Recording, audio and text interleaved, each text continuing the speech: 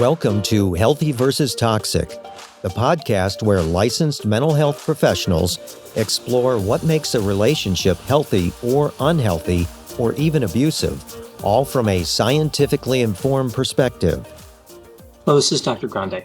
Today's question is, should you tell your employer that you are mentally ill? So I received this question many times throughout my career, not just in working with YouTube, but I've received it from many clients over the years and many people that were clients of people that I supervised. And the only real advice here is to see a counselor because there's just too many variables in this type of situation to know what to do, to make a blanket statement like yes or no. It does require personalized professional attention to make this decision. So here I'm really just speaking generally about this topic. Now, one area I could answer here, and this is maybe a little bit unexpected, if someone's not mentally ill, then they shouldn't tell their employer that they are mentally ill. Now, of course, that's not what the question is getting at. The question is presuming that an individual has a mental illness and they're debating whether to tell their employer or not. But certainly I want to look at all angles, right? So if somebody's not mentally ill, then you don't want to lie and tell an employer that you are mentally ill. I have actually been asked that question before too. And of course, my answer, as I just mentioned, was, of course not. Why would you do that? That would be deceptive and lead to a lot of problems.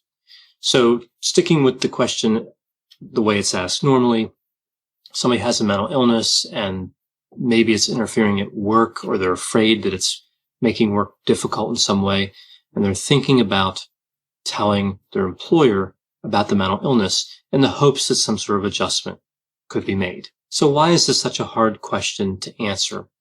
Well, the first area here is the term mental disorder is non-specific.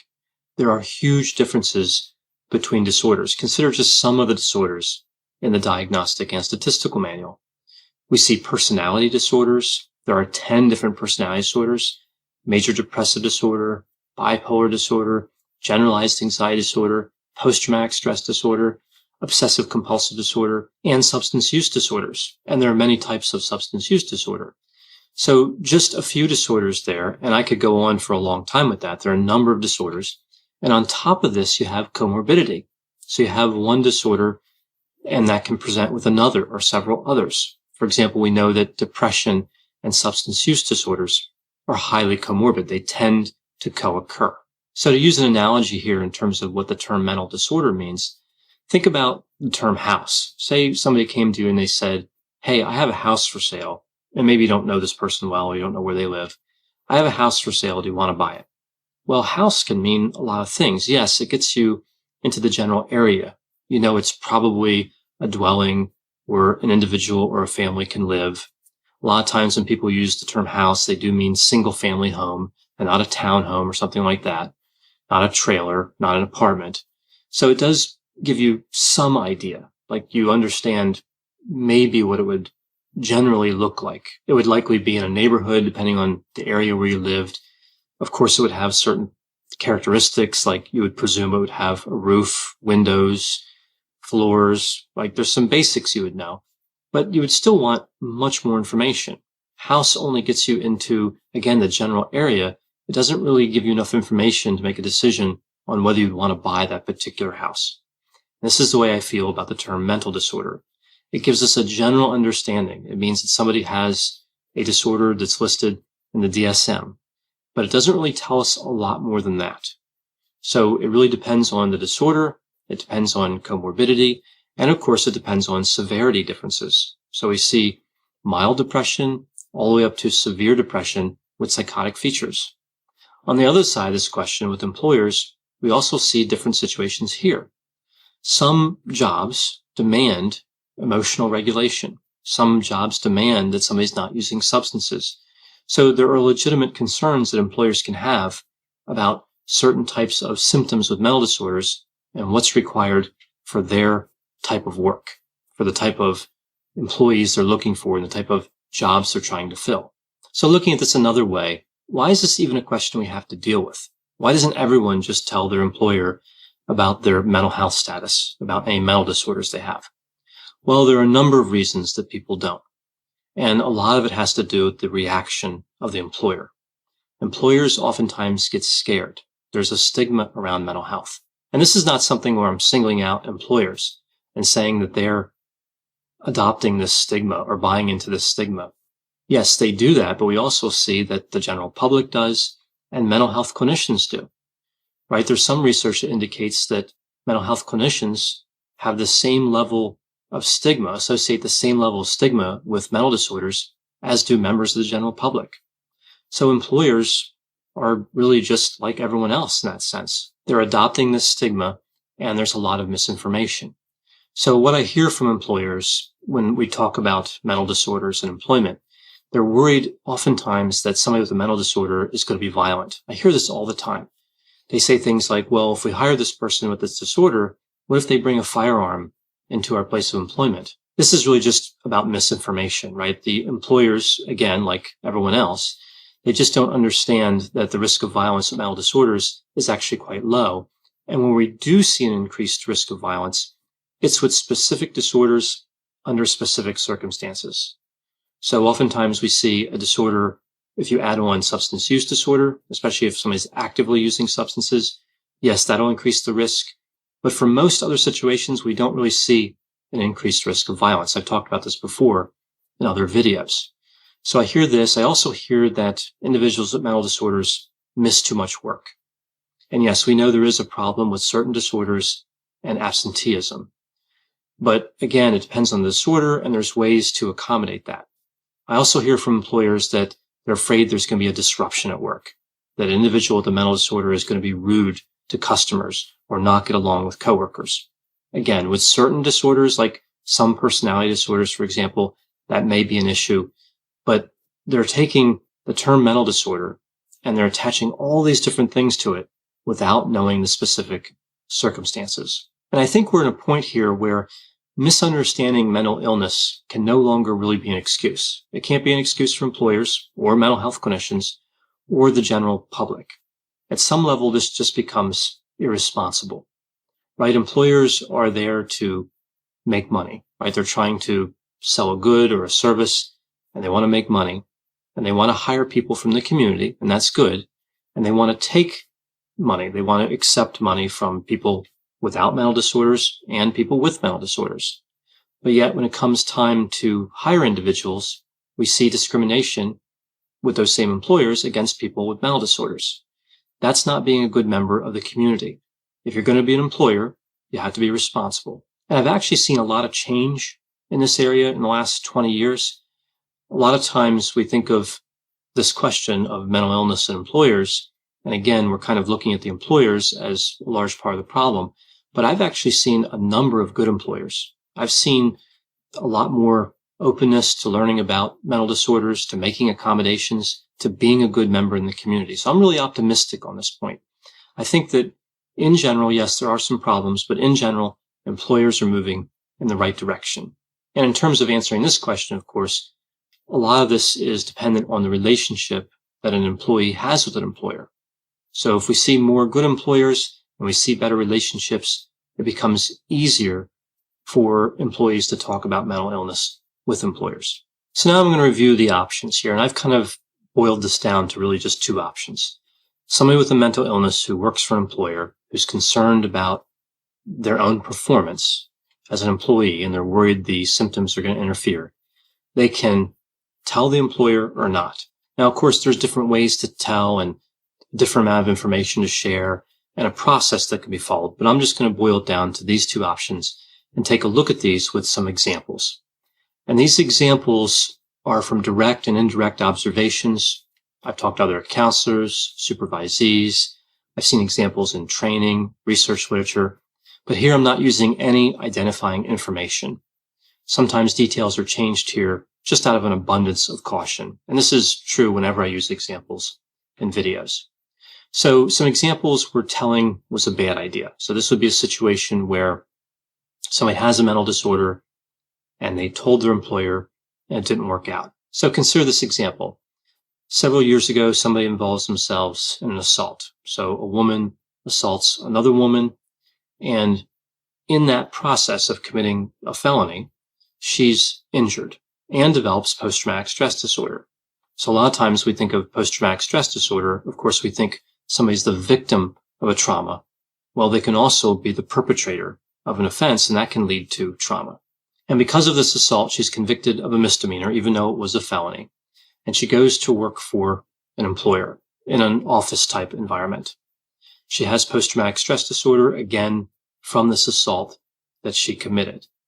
But they don't know about the criminal record because they only ask about felonies. So a coworker in this office environment tends to yell a lot. And this reminds her of the assault when she was yelling at the person that she was assaulting and when they were yelling back. And it kind of triggers these memories and even flashbacks. So she goes to her employer and really just tells this whole story. Talks about the post-traumatic stress disorder, how she developed it when she was committing a crime. And of course, not surprisingly, she was fired because they were concerned that she had a history of assaulting people. So you can see this example didn't work out well. And what could really be done differently here? Well, we have to think about, is it always a good idea to give the reason behind the diagnosis? We also have to think about the amount of information that's shared. Once that information is out there, there's no taking it back. So in many circumstances, when sharing would be a good idea, it would still be smart to restrict the amount of information. Certainly indicating that there was some sort of criminal activity in the past and attaching that to a disorder, that I would think is almost always a bad idea. Another situation I remember that is again the same area where telling turned out to be a bad idea was this guy who worked for a delivery company. And on his delivery route, one of the customers was a bar. It was a bar where they served drinks. And this was just one out of many places, I think 60 or 70, that he delivered to each day. But he had a history of alcohol use. And when he'd go into the bar, he'd have a lot of difficulties. He'd want to buy a drink and all this. And the way the delivery kind of company was structured, he did have to walk in to deliver the item.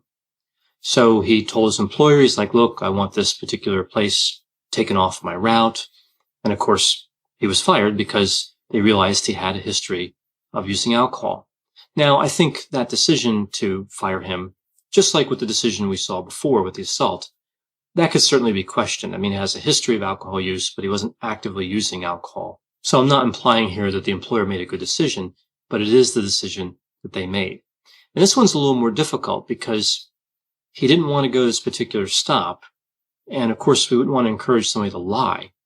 But his reason was because he was in recovery from alcohol use. So I don't really have a good idea of what could have been done here. This is a little more difficult of an example. You don't want to lie, but telling the truth didn't work out either, and yet there's still a problem. So that's really kind of a more difficult scenario. So how about a situation where telling the employer would have been a good idea or may have been a good idea? Well, consider this example. A woman works in a factory. She has obsessive compulsive disorder, and her job on this assembly line is to operate these controls, right? These different buttons, switches that she hits, and they operate machinery on an assembly line where people are working.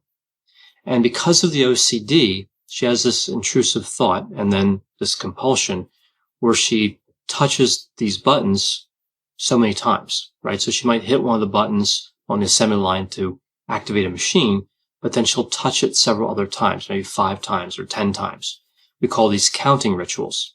And what happened in this situation is that the employees on the assembly line, the other employees, became nervous because as she was touching the button, not pushing it all the way down, but just touching it, they were worried that she was going to activate these machines when they were in an area where that wouldn't be good, right? If you have some sort of machine that welds, for example, and you're trying to work on something and it comes down, it could really hurt you. It could actually lead to death.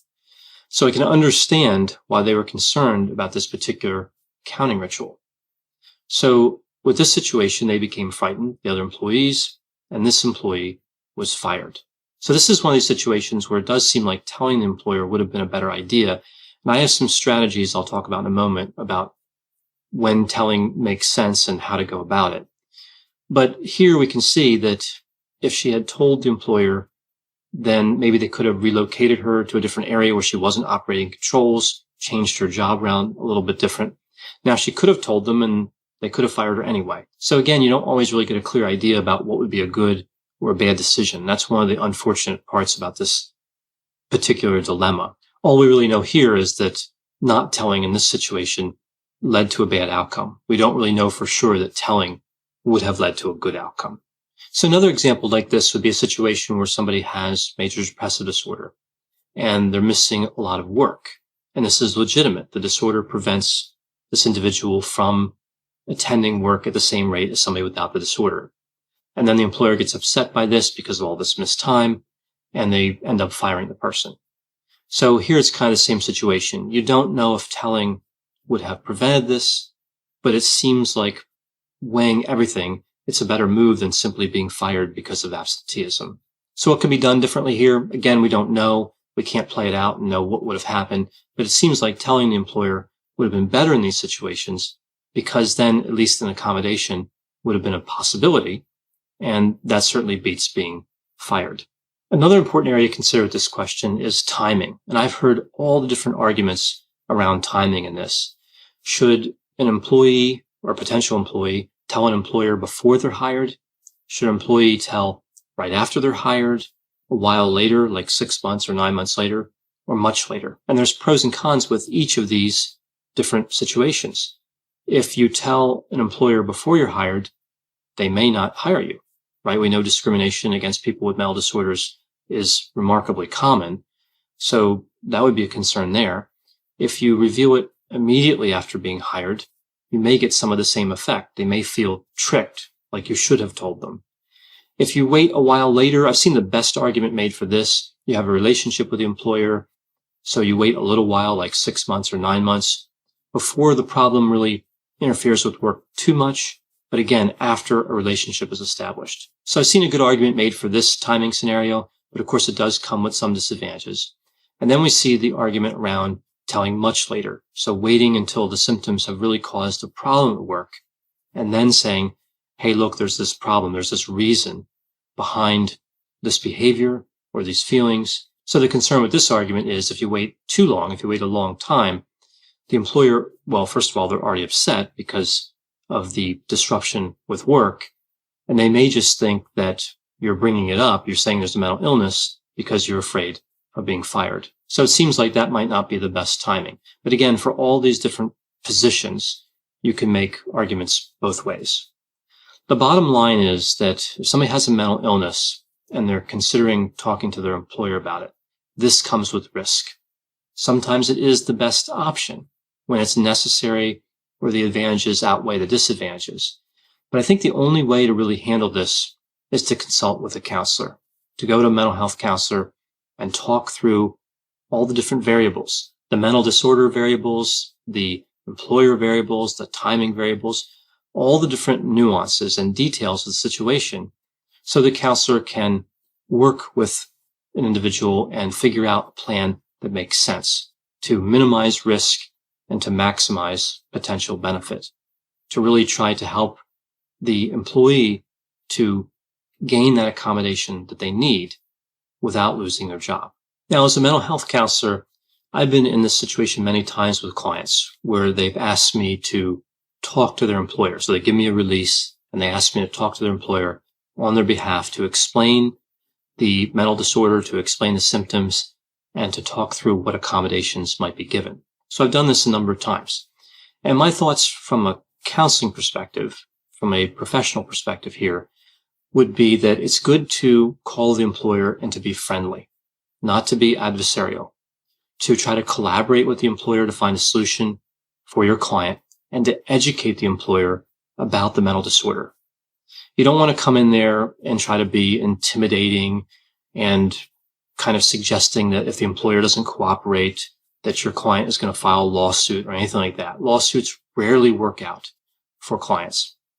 I think in most cases, the best option, again, is to be friendly and to come in there and really try to focus on how everyone can be happy, how a solution can be generated and the employer can get what they need and the client can be satisfied with that employment relationship and the responsibilities and all that. So really just maintaining a positive mannerism and going in there and trying to be helpful, trying to be on everyone's side at the same time. Of course, you're advocating for the client, but you have to understand that the client works for that employer, and that employer has something at stake too. So it's really about looking at all angles and being fair and balanced and reasonable. Thanks for listening. This has been a production of Ars Longa Media. The executive producer is Dr. Patrick Beeman. For more content, please visit our website at arslonga.media. To leave feedback or suggestions, send an email to info@arslonga.media.